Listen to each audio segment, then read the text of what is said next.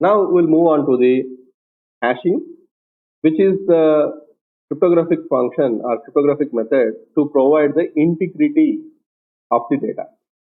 Hashing in cryptography is used to maintain integrity of data. Please remember the hashing that you might have learned in data structure is different with the hashing that you learn in the cryptography. That is the hash table, and here hash is the uh, message digest or integrity code that will be generated with some hash function. The hash function that you use in the data structure or that you have studied in the data structure is the hash table and slot creation or slot allotment. But here you are going to create a unique value with the for the data that you have entered to the hash function. Okay, that is what we call hashing. So don't confuse between the hashing that you have studied in the data structure and hashing that you are supposed to study in the cryptography. Hashing in cryptography is used to maintain integrity of data. The output of a hash function is also called as digest or hash value. Hash function takes any length string as input and outputs a fixed length hash value or digest. Hash functions do not require keys to generated hash value. Okay. While in case of encryption and decryption, you require keys. For integrity purpose, for hashing, you no need to have any key. Hash value is used to compare the data. Okay. Hashing. There will be data of any length is supplied to a cryptographic hash function. Then it will give you a message digest. Okay. So that means this hash function will take any length data. Either it may be 1 bit or maybe 1 GB or 2 GB or of any type, any length. So this hash functions will be varied depending upon the application that you use. Okay, this hash functions may be of MD5 message digest 5 or SHA1 simple hash algorithm 1, SHA2. Okay, or we can also say this is also to be simple hash algorithm 256 bit. Okay, like that you can have a various wide variety of hashing algorithms. The Bitcoin or the blockchain that is popular, we have which is nowadays trending in the industry, will use the SHA 256 bit algorithm for hashing the transaction. Okay, so this is what the hashing means. We'll see some more concepts related to hashing now. First of all, to understand the hashing, we need to have the we need to understand the properties of hash function. So before moving on to this, I will demonstrate one small example. Here, this is the MD5 hashgenerator.com. MD5 hash generator will generate at 128 bit integrity code always. For example, here, hi, this is a demonstration. This is a demo of MD5. Now, if I generate it, so your hash function is generated. This is the length. So what is this? This is the message digest or hash value that is generated for the hi. This is demo MD5. So your hash is this one, and your hash is this one, and your string is hi. This is demo of MD5. Now what I will do is I will copy the message that I have already placed MD5 There is no difference if I say capital MD5 or small MD5. Okay, the meaning is same. There is no change actually. So capital M, capital D5 and small m, small d5, which is of no difference. So because the meaning is same, the concept of the statement meaning is same. Now let I'll generate this. So now let I'll copy this and we'll place here. You look at here, hi, this is a demo of MD5. Okay. Now, just to compare the previous hash value and the current hash value. Do you have any sameness? Do you find any sameness in this? No, it's completely different. Even though the message is same, because of the flipping of the M and D here from the small letter to the capital letter, the entire hash value has been changed. That means the integrity of this message has been disturbed. Let, for example, I will do this, the same thing. I won't change the meaning of this. Simply, what I will do is, I will paste this particular content, but simply I am giving extra space. Okay, extra space, extra space, extra space. Okay, then generate. Now this is your hash value. Let will place here. Now you look at here. Hi, this is a demo of MD5. And hi, this is a demo of MD5. You don't find any difference in this. If you place in a C programming message, and if you compare, it will say both are same. But there is a space, extra space after hi and this. There is extra space after demo and off. There is an extra space of after off and MD5. That space is also recognized, and the final hash value that is generated over here is completely different from the hash value that is generated without space. Look at that, means with even a small space also giving you different hash value with which you can easily identify what you can identify. The output of a hash function is also called as digest. The hash function takes any length string as input. So previously we have taken this much length string. We can take any length string and we can place, for example, this much length. Okay, this much length I am placing here and generate. So irrespective of what is the text you have included, but it will always generate a fixed length message digest, which is completely unique. Okay, it is completely unique. And this length, depending upon this length is completely depending upon the type of MD5 type of hash algorithm that you use. For example, MD5, it will generate a 128-bit hash length. Okay, SHA 256 will generate 256-bit length hash length. Okay, so whatever the hash length you have identified here is 128-bit length, because we are going to use MD5 algorithm. MD5 algorithm capability is to generate maximum of 128-bit length key. Okay, not key, 128-bit length hash value. So it will take irrespective of the data size. It can take any length size and it will generate the.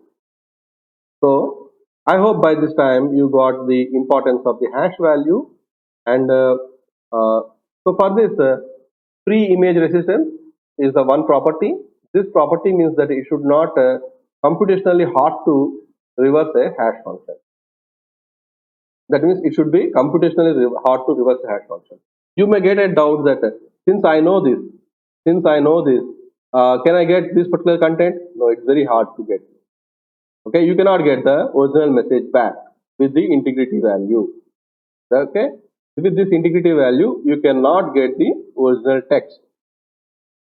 Okay, that is what is called pre-image resistance. Pre-image resistance. Next is the second pre-image resistance.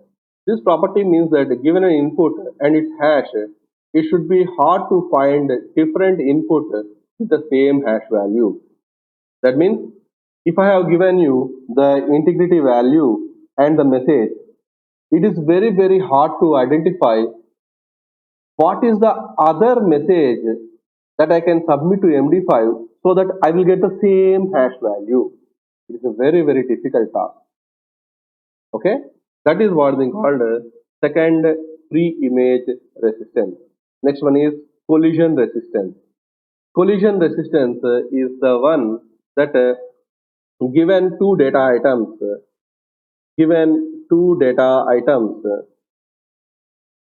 okay, D1 and D2, so that hash of D1 is not equal to hash of D1 is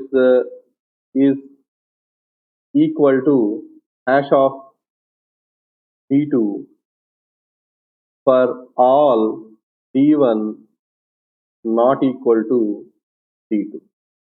That means if two messages are different, then it should not produce same hash value.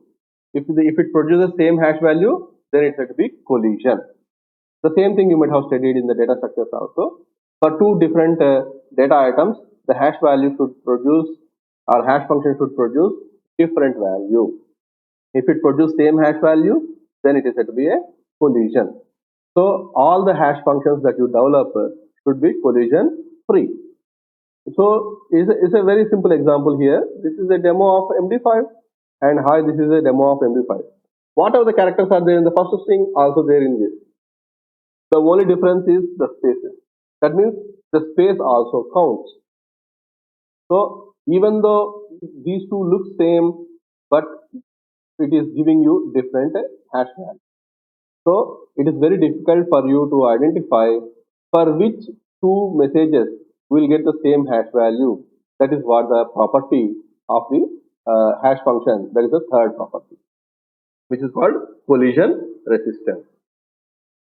For example, if I look at here, this is the Apache Open Office software. If you want to download this, you can download happily from the website, and you want to see whether this file has been tampered by anyone or not. Okay, is it the original file that has been uploaded by the Apache, that is the vendor Apache. Okay, so once you download this, you can see here, if you might have downloaded Apache in English, and if it is of Windows based, then you can go to the MD5 and SHA-256 of values. So you can go to here. So whatever the Apache software that you download, you will be having the MD5 hash value like this. That means after downloading the software, if you might have run the software on the MD5 algorithm, you should get the same hash value.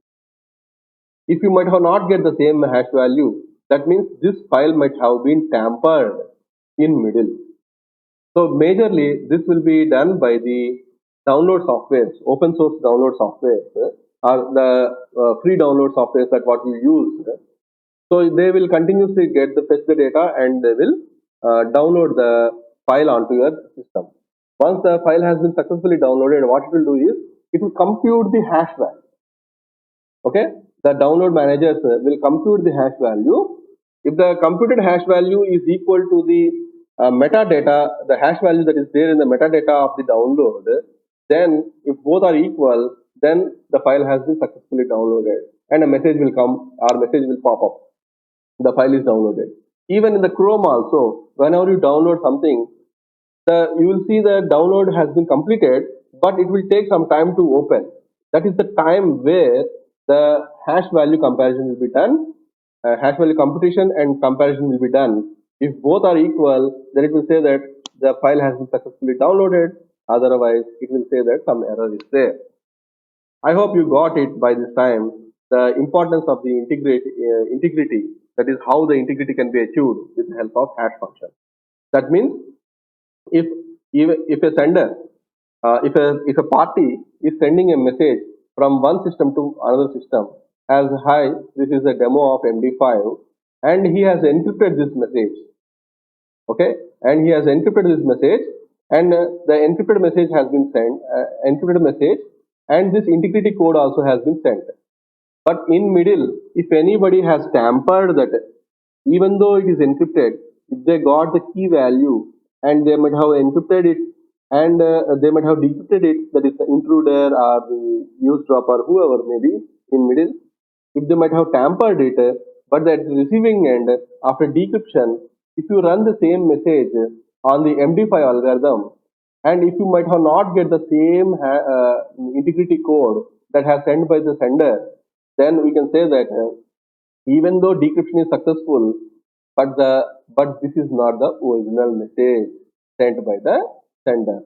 In this way, you can simply reject that message, that as this is not the original text because the integrity or the hash value was mismatched. So in this way, we'll ensure the integrity of the messages that will be transmitted between the sender and receiver. So far we have seen the encryption, decryption, and maintaining of the integrity. Now we all know that in public key, a pair of keys will be generated: public key and secret key.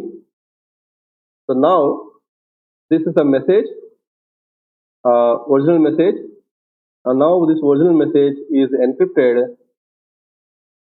Okay, encrypted message has been encrypted using the public key, and the decryption will be done using secret key. Now in future, the sender should not deny that I have not sent this message. Now what I can do is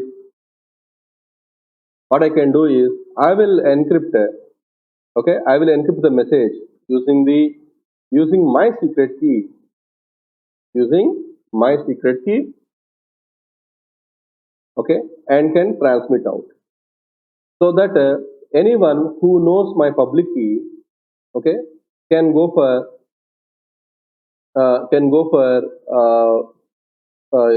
decrypting this, that is decryption of the message, decryption of the encryption of MSG with the secret key, that what I have done by using my public key, so that they can easily come to know that whether I have sent this particular thing or not.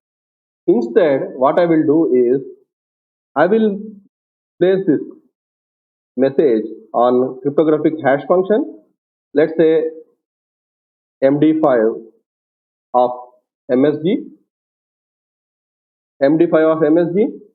then you will get a message digest. Okay, digest. Now what I will do is I will make okay, encryption of this digest using my secret key, so that you will get the encrypted message. Okay. Now if anyone who has come to know that this particular message, then what they will do is simply they will go for decryption of this hash function, hash value, that is digest value, with my public key. Okay, so that you will get the MSG, sorry, you will get the digest, and the original message already they are having, they will place this on the MD5, okay, of MSG, they will get the digest. Now they will compare the digest that was got in the first step with the digest that they got in the second step.